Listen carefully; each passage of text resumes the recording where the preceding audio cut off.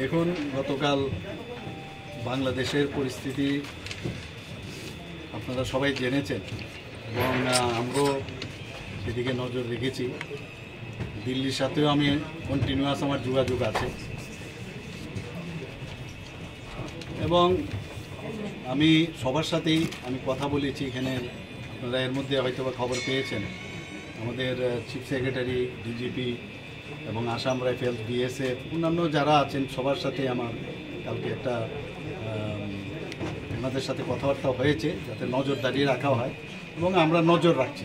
দিল্লির সাথেও আমার কথাবার্তা হচ্ছে। তো এইগুলো যখন দিল্লির থেকে যে নির্দেশ আসবে সেই দিকে আমরা কাজ করব। এখন আমরা বলে দিয়েছি সমস্ত যে বর্ডারগুলো আছে যাতে কেউ না আসতে পারে সেই ব্যবস্থা আমরা করছি। এই মুহূর্তে আমরা কাউকে অ্যালাউ করছি।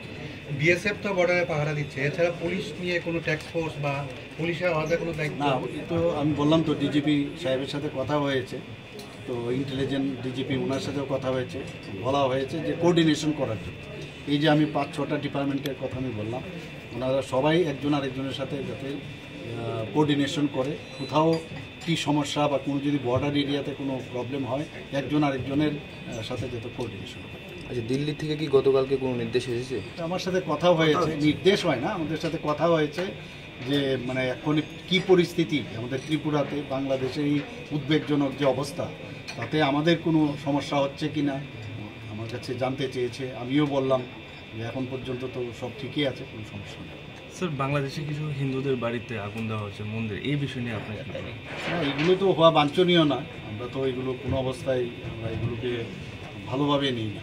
এবং এর মধ্যে আমি দেখলাম ওখানকার যারা সংখ্যাগুরু সম্প্রদায় তারাও কিন্তু আবার এই বিষয়টা, আজকেও আমরা দেখলাম অনেকগুলো সোশ্যাল মিডিয়াতে ওরা কিন্তু এটা বাধা দিচ্ছে। ওরাও কিন্তু এখন তাদেরকে প্রোটেকশন দিয়েছে। কালকে রাত্রেও আমি দেখলাম অনেক জায়গায় অনেক যারা স্টুডেন্টরা তারাও কিন্তু বেরিয়েছে, যারা সংখ্যালঘু যারা আছে তাদেরকে যাতে তাদের বাড়ি করে হামলা না হয়, উজ্জুতি না হয়। মন্দিরেও দেখছি আমি অনেক জায়গার মধ্যে তারা মন্দিরের চারিদিকে ওরা পাহারা দিচ্ছে। তো এটা একটা গুড সাইন, এটা হলে ভালো। তো এই ধরনের একটা উত্তেজনা অবস্থা তো আছে বাংলাদেশে, তো আমাদের নজরদারি আছে। Sir, has it anyway hampered our business with Bangladesh because we have import-export business with Bangladesh? Here you have seen that we are supplying the electricity right now. Right, sir. So I think temporarily there may be, but in the long run I doubt there would be any problem.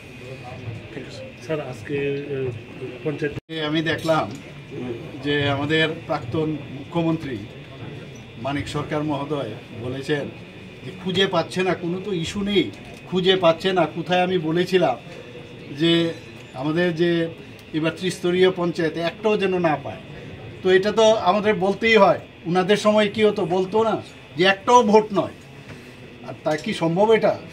তবে তাহলে ওনারা কি করে nomination দিল? তো এইগুলো বলার জন্য উনি ইস্যু নেই এটাকেই বারবার বলছেন। আমি জানি যে ভারতীয় জনতা পার্টির প্রতি আমাদের ত্রিপুরার প্রতিটি মানুষ, আমাদের বিশেষ করে ত্রিস্তরীয় পঞ্চায়েতের সাধারণ মানুষ, তারা কিন্তু ভারতীয় জনতা পার্টি, বিশেষ করে আমাদের মোদিজির উপরে পুরো আস্থা আছে এবং সেই কারণেই বলছি বারবার যে আমাদের পঞ্চায়েতে ভালো রেজাল্ট হবে।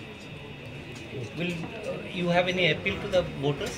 And of course, already I have appealed that vote for Bharatiya Janata Party, and it will be happen. We will see.